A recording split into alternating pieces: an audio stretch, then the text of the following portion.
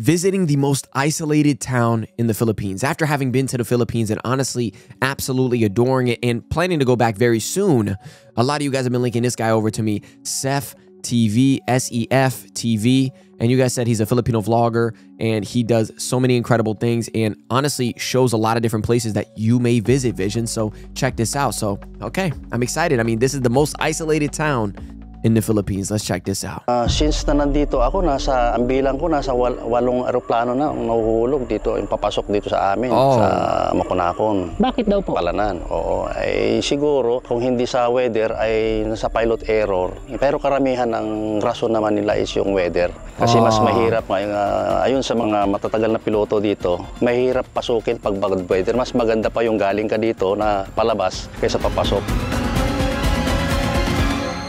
That's scary.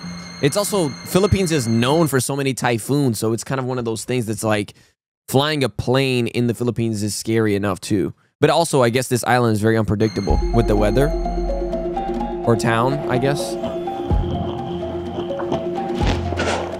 Yan, so nandito po tayo ngayon sa bahaging ito ng Luzon na kung saan matatagpuan ang isa sa mga gateway papunta sa silangang bahagi ng Northern Luzon. Dahil nga sa remote areas na o talagang isolated na itong bahaging ito ng Luzon, kaya tanging yung mga eroplano at barko yung pwede lamang sakyan ng mga pasahero para mapuntahan itong mga lugar na to.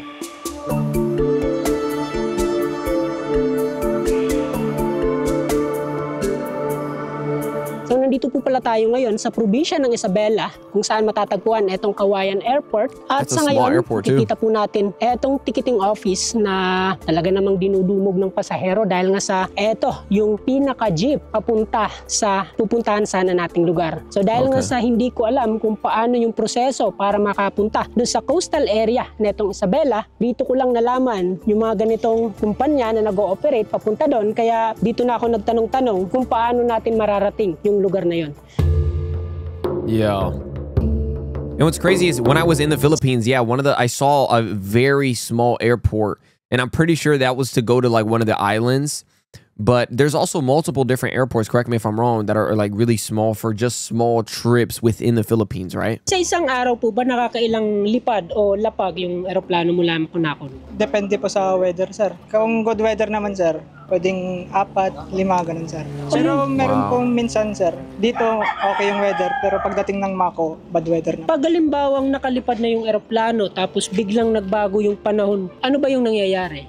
Ibinabalik yung eroplano, sir. Hindi na Hindi na tinutuloy. And that's good. They don't just push through it. They're like, okay, we're gonna take nature serious. Dito marami yung bagahe. Pinapadala na papuntang Palanan, sir. Yung pangmadalian lang yun, sir. Na halimbawa, nagmamadali ka na may karga ka na, sakay mo, sir, papunta ng Palanan. Yung bangka, gaano po ba kahirap sumakay? Mahirap, sir. Giraplano ka na lang, sir, kasi inabutan ka ng alon dyan, may posibilidad din na lulubog yung bangka. Yeah, that's...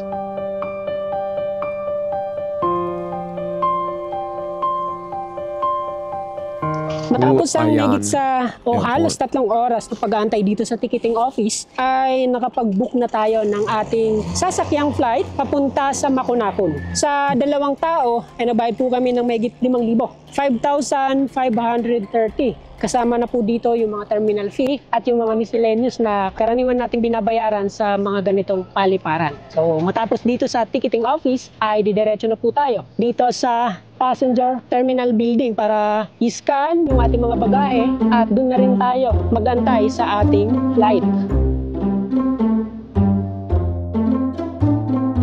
Wow. Cebu Pacific. But he's going on a small plane, right? It is a smaller one. Ayan, so parang nagbarko din pala tayo o nag-land travel kung meron man. Kasi nga, sa tagal ng waiting time, eto na yung eroplanong sasakyan natin papunta doon. At isang eroplano na lang yung nakapark dito dahil nga sa eto yung last trip papunta doon sa Makunakon. So medyo tahimik. Etong Cauayan City Airport dahil nga sa mangilan-ngilan pa lang yung flight papunta dito. So karaniwang flight ay yung galing Manila papunta dito at pabalik doon sa Manila.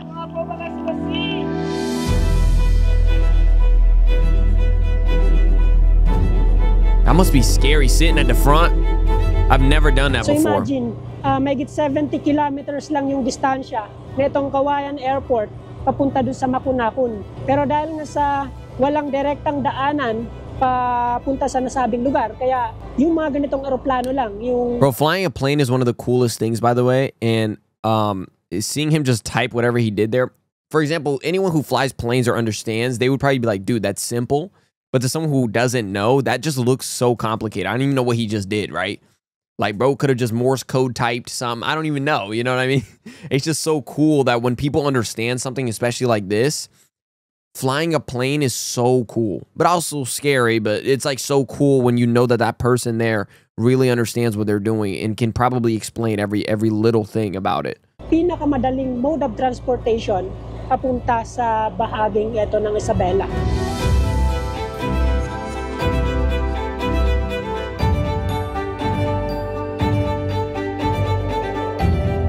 Wow.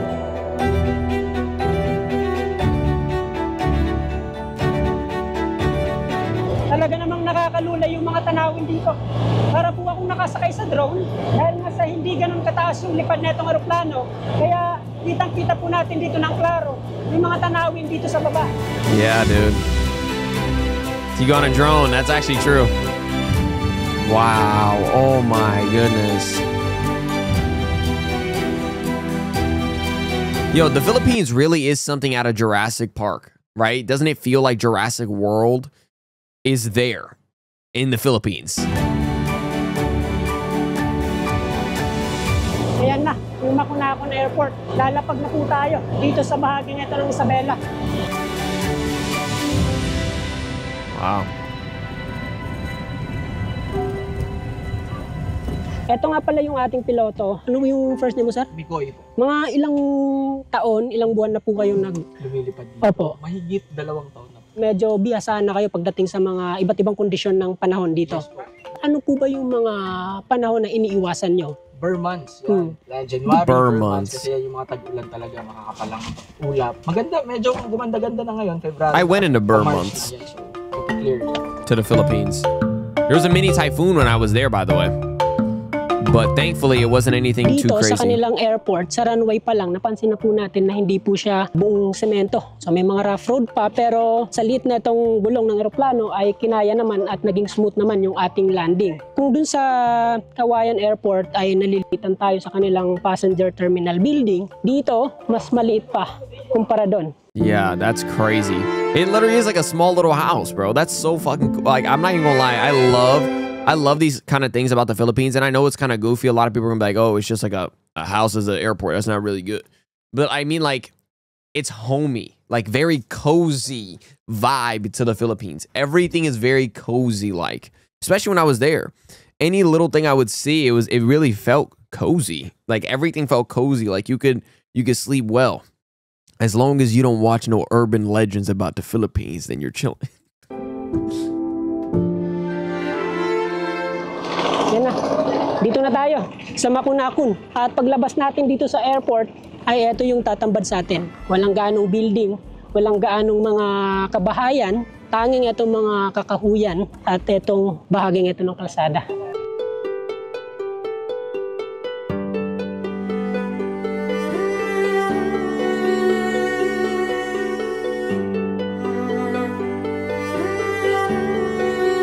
Rooster chicken.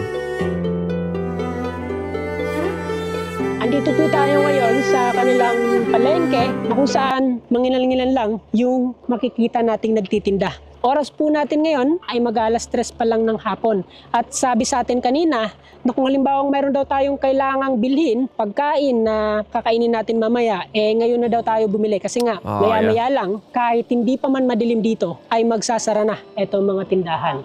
So maghanap po muna tayo dito ng kainan. So they all close together. Kami nanananghalian mula nang umalis dun sa lungsod ng Kawayan.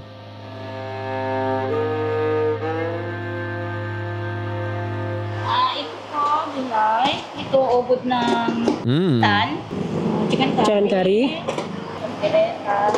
Nihaw. Ba't wala po kayong tinitindang isda?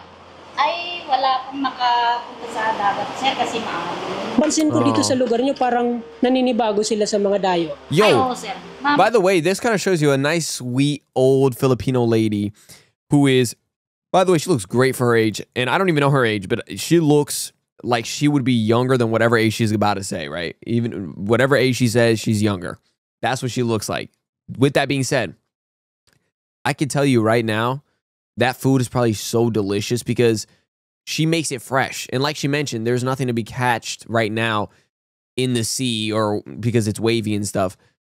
Because of that statement alone, it shows you that if she were to have fish be able to be caught, it would be fresh right then and there, cooked. And all of this you could tell was cooked fresh. Pansin namin yung mga mukha.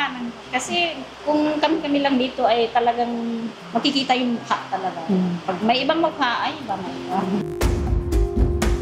Wow, the smallest town. And look how beautiful the views are and everything.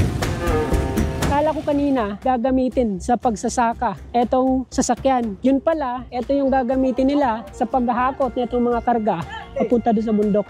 Tawag po nila dito ay kuliglig at yung kuliglig. Pasahe daw dito ay nasa 50 pesos. Wala po kayong makikita ditong jeep, tricycle na di pasahe kasi eto yung pinaka jeep nila dito sa Makunakon. Ma'am, anong salita niyo po dito? Halo-halo, may Tagalog, may Ibanag, may Ilocano, may Itneg. Saan po yung punta nyo? Ako sa Canadam, sa bandarito ng Ilog. Tatawid ba kayo ng ilog? Oo, sila. Kami mo ang Kami mo. So ito kayang tumawid ng ilog? Hindi, may hanging bridge. Maglalakad kami doon sa hanging bridge. Mga ilang oras po yun? Lig na naman ang magkukan sa amin. Baka umabot ng 1 oras, sir, hanggang doon sa sentro ng Reyna Mercedes. Di gagabihin kayo? Wow. Medyo, sir. That's crazy. An hour or all day. O di tulad sa mga napuntahan nating isolated na lugar na bote-bote, yung gasolina, dito may sarili silang gasoline pump. So dito po ba, ito lang yung gasoline station? Marami, 1, 2, 3, 4, 5, 6. Marami din palang gas station dito. 6 gas stations.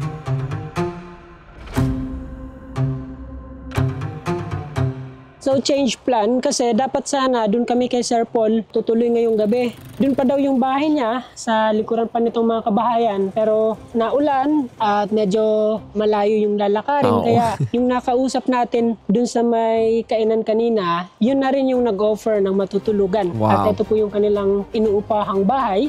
Buti na lang may mga ganitong nakandang higaan. Swak na po kami dito, may open air pa. Kahit walang aircon, basta may ganito. May mga hala-halaman, okay na sa amin yan. Kahapon nga pala ay dito na kami nagpalipas ng gabi para na rin makausap yung mga kababayan natin dito sa Makunakon at malaman kung ano pa nga ba yung hindi natin alam tungkol dito sa bayan. Dude. Wala man ditong mga homestay, mga available na hotel na pwede naming matulugan. Marami naman yung mga mababait nating kababayan dito na nag-offer ng kani-kanilang mga tahanan para nga may matulugan kami. And I say this is awesome because it's sweet that this is just able to happen, right? In the Philippines, they're like, oh, we'll offer you to sleep here. You know, this is an isolated town. Hey, just sleep here. Even if we don't have many people here, they only recognize the people who have already been there because it's such a small town.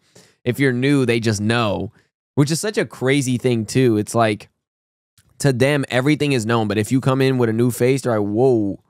Like, hey, you're a new person. Hey, if you need sleep, man, we got you. No worries. It's so cool, dude.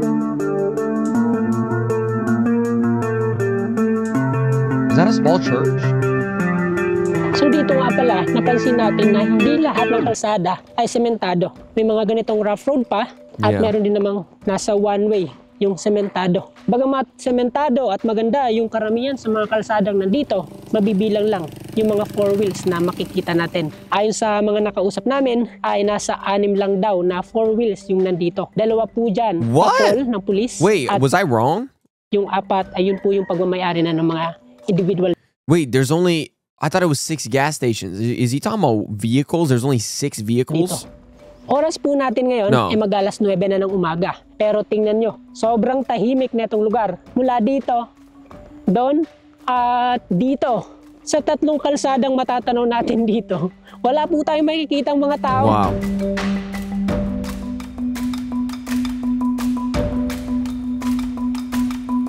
Ang akala akala ko dati ay makakakita lang tayo ng sobrang linis na kanal sa bansang Japan. Pero dito sa bahaging ito ng Pilipinas, tingnan nyo naman yung kanal nila. Walang kabasu-basura. Ito po yung tubig na nanggaling na doon sa gitna o sa sentro netong bayan. Wow. At mag-e-exit dito sa bahaging ito ng nakaipong tubig. So bago pa man mapunta doon sa dagat ay masasala na muna dito bago mailabas doon sa dagat. Tingnan nyo naman, wala po akong nakita dito kahit isang plastic na basura. Yung makikita po nating mga lumulutang na yan, yun po yung mga dahong nalaglag mula lang dito sa mga halaman o sa mga puno na nakapaligid dito sa tubig. Yeah, so it's not only in Japan that it is very clean. Like, I've seen it too. A lot of the time people would think like, oh, green is like, it's bad water. I've already tried to explain this before to a friend of mine even. Or just in general, like I had pools and stuff before, like those makeshift ones. Sometimes it's just algae that grows and it makes it appear green. Or it's other factors too. You guys, please let me know in the comments. But it's other factors that make it appear green, whether it be the grass that falls in. But I'm pretty sure it's algae, right? As number one. It's the algae that just grows in water. In certain areas too, maybe where it's more humid or hot, it kind of grows. Explain to me, guys, because obviously I need to do more research on that. But I do know that algae does make it appear green. Sa amin, sir, masyado kaming dito sa pag-maintain ng kwan dito, yung sa environmental protection namin dito dahil unang-una mga tao namulat na sa ganda ng kalikasan. Mapagmahal kami sa kalikasan, sir, dito sa Makunakon. So, mo-observe nyo pag dumaan kayo sa mga daan, napakalinis at walang natatapon na basura dahil yun nga, pinapangalagaan po namin yung kalikasan dito sa Makunakon. That's awesome. Gaano po ba kadami yung mga tao na nakatira dito sa Makunakon? Actually, ang population po namin dito is nasa 5,000. Hindi ko masyadong yung namin kung ilang household din dito, pero nasa 1,003. Actually, sir, ang mode of transportation namin dito is by plane or by sea. Gaano po ba kahirap yung transportasyon? Pagka ganitong mga bad weather, lalo kung mga bear month, medyo masamang panahon dito sa amin, mahihirapan kami. Meron kaming by land, by motorcycle pa lang muna, kaya lang mahirap yung daan kasi lalo kung umuulan, hindi masyadong maganda yung daan. May mga times ba na nai-stop ng matagal yung transportasyon? Yes, like what happened nung last month ba yun o last October. Yung sunod-sunod na bagyo dito, so may mahaba-habang araw din na wala kaming mode of transportation kasi wala nga makakalipad, wala rin makakadaan sa byland, wala rin makakadaan sa dagat. Sir, nitong mga nakaraang taon, mayroong sumemplang o nag-crash na aeroplano dyan sa bundok. Ilang aeroplano na po ba yung bumangga dyan sa bundok? Since na nandito ako, ang bilang ko, nasa 8 aeroplano na ang nahuhulog dito, yung papasok dito sa amin, sa Makunakon. Bakit daw po? Palanan, oo. Siguro, kung hindi sa weather, ay nasa pilot error. Pero karamihan ang rason naman nila is yung weather. Kasi mas mahirap ayon sa mga matatagal na piloto dito, mahirap pasukin pag bad weather. Mas maganda pa yung galing ka dito na palabas kaysa papasok. Yan nga, yung terrain dito is yung matataas na bundok kasi. At itong location ng airport namin ay medyo iba kasi malapit kami sa bundok at the same time dagat yung It's beautiful, but yeah, that's scary, man. That's scary. That's really sad though too. Tingnan nyo naman, si Mayor pa naghatid sa atin sa airport. Gamit itong That's the motor. mayor. Parang sarap bumalik dito sa lugar at mag-spend pa ng siguro mga 1 linggo. Bro, this is so wholesome. Him just full smiling while he's driving him as the mayor of this town. Bro, that's so wholesome, bro. Kasi nga, kahit nga magtatakbo tayo dito, maggagala, safe na safe tayo dito sa kanilang lugar. Wow.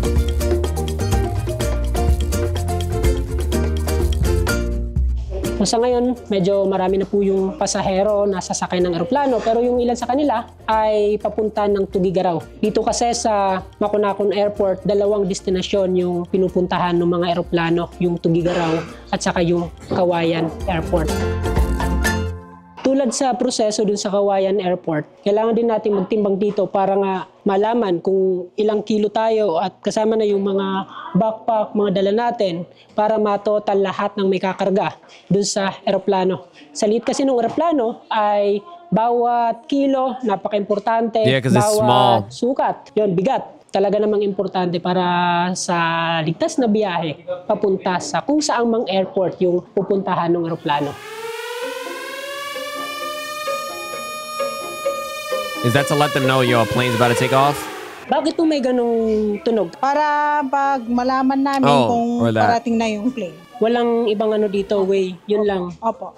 Yun nga, kasi sa liit na tong airport, wala po silang control tower na magno-notify o mag-abiso sa mga nandito na maghanda na kasi may papalapag na aeroplano. That's actually smart though. If you don't have that whole control tower kind of thing, you gotta have something to be notifying.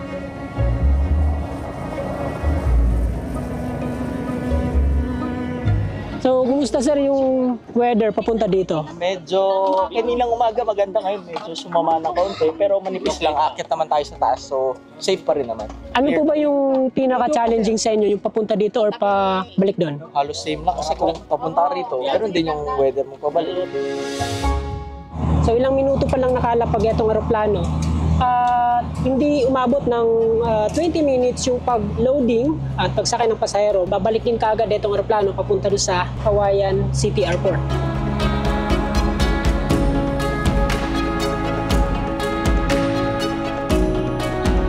And you have to be very consistent, man. Even if it's repetitive, as a pilot, you have to be very cautious in this area. Grabe. Nakita nyo naman yung naging biyahe natin papunta doon at pabalik dito. Sa ngayong maganda yung panahon ay naging smooth naman yung flight. Buti na lang, nagkaroon po tayo ng pagkakataon na masilip etong bahaging ito ng Luzon. Kasi nga, bibihira lang yung nagagawi doon, gawa ng mahirap yung transportasyon papunta doon. That was awesome. I love that video. Yo, if you want me to watch more of his videos, let me know. Maybe a specific one as well. I love you guys. Till next time, peace. How good you been living? Wait, how good you been living? I've been living too good for you. I've been living too. Did what I did and I do it again. Every move that I make, I ain't feeling repent. Nobody believes to believe it's a friend, and you question your moves like you really won't end. Really?